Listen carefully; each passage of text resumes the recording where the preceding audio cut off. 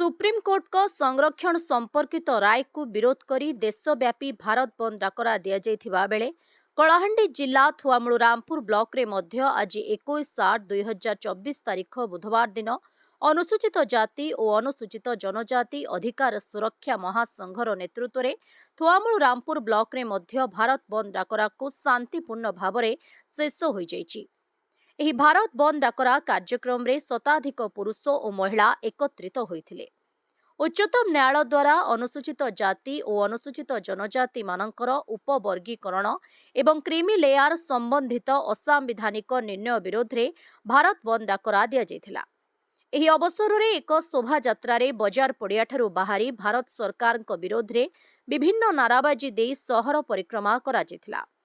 ଏହି କାର୍ଯ୍ୟକ୍ରମରେ ସନାତନ ମାଝୀ, ମହେନ୍ଦ୍ର ମାଝୀ, ଘାସିରା ମାଝୀ, ମାଣିକ୍ୟ ଚନ୍ଦ୍ର ନାୟକ, ଧନସିଂ ମାଝୀ, ଫଟୋ ସିଂ ଭୋଇ, କୃଷ୍ଣଚନ୍ଦ୍ର ନାୟକ, ମନୋରଞ୍ଜନ ନାୟକ, ବଳଭଦ୍ର ଜାନି, ଗୁରୁବାରୁ ମାଝୀ, ବିକ୍ରମ ମାଝୀ, ସୋମନାଥ ନାୟକ, ଅଗ୍ନି ନାୟକ, କ୍ରିଷ୍ଣା ମାଝୀ, ଜଳନ୍ଧର ନାୟକ ପ୍ରମୁଖ ଯୋଗଦେଇ ଭାରତ ବନ୍ଦ ଡାକରାକୁ ସଫଳ ରୂପାୟନ କରିଥିଲେ।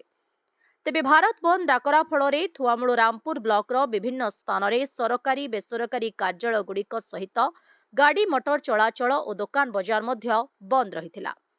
ତେବେ ଭାରତ ବନ୍ଦ ଡାକରା ଶାନ୍ତିପୂର୍ଣ୍ଣ ଭାବରେ ଶେଷ ହୋଇଥିବା ଜଣାପଡ଼ିଛି।